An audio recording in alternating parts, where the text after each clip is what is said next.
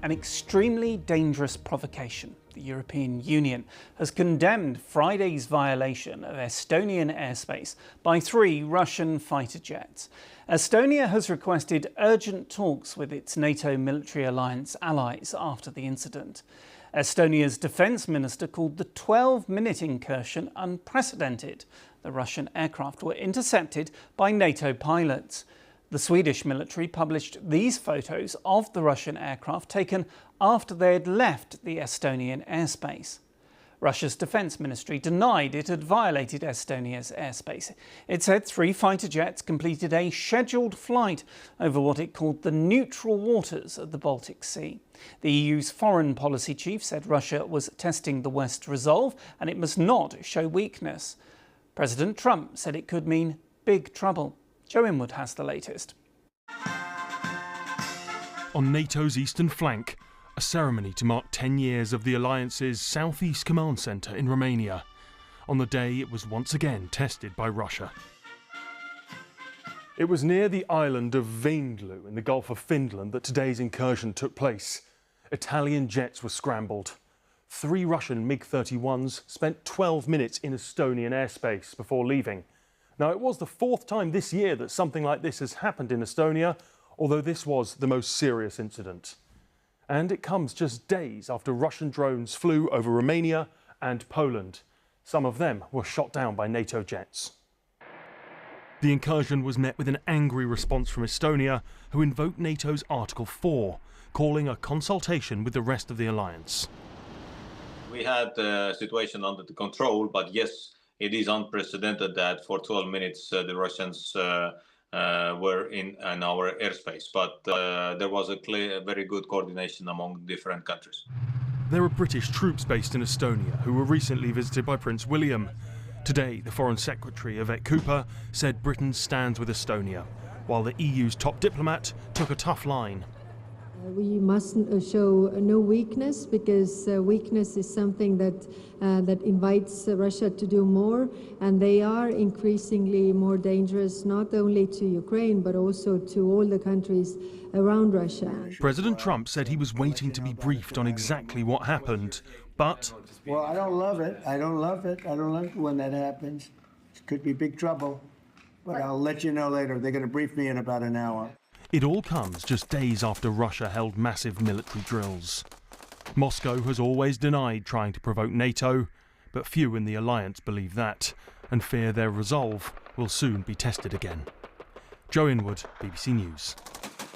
Well, Estonia's ambassador to the United States gave the BBC his reaction to the violation of its airspace. As it was said, this was the most serious NATO's airspace violation in Estonia since Estonia became the member of NATO in 2004.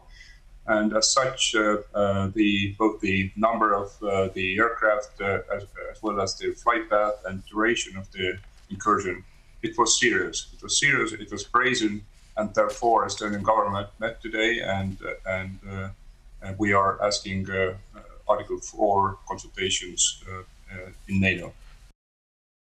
Well, Stephen Fish is an expert on Russia who has met President Putin. He gave me his reaction to the Russian violation of Estonia's airspace.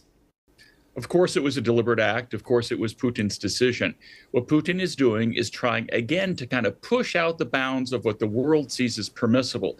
He commits kind of outrage after outrage, and then when the West doesn't respond strongly, kind of pauses, and then he commits the next outrage. And then we become accustomed to what he's doing. And what he's doing is both flexing his power in the world. He looks like a very strong leader, while the West kind of recoils and doesn't respond to these things. And he's also testing Western resolve. And so far, the West is failing that test. So how do you expect NATO to respond now? Estonia has said it wants talks with its alliance allies.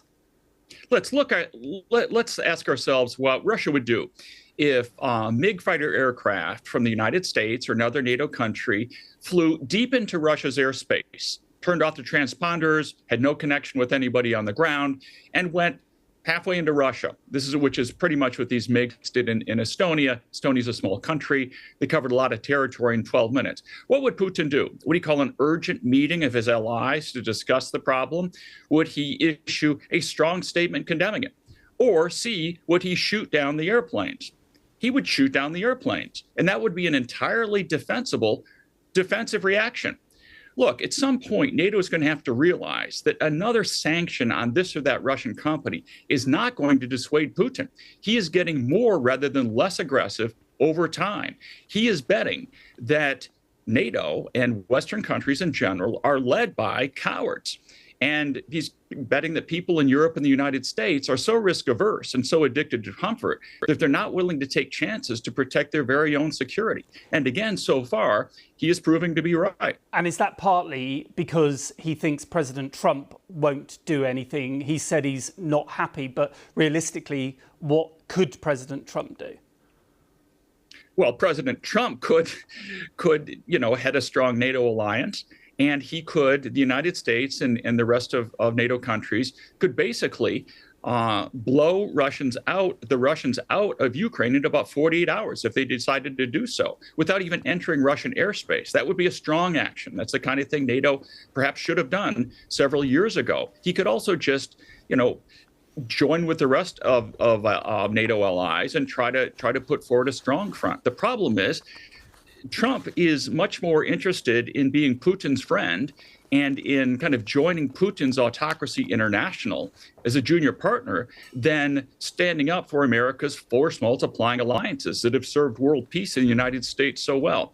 Putin knows that Trump is on his side. At the very least, Trump will never stand up to Putin. We know that very well. Obviously, that complicates things for European leaders, but it also means that they have to be extra strong, extra united in facing down the Russian threat.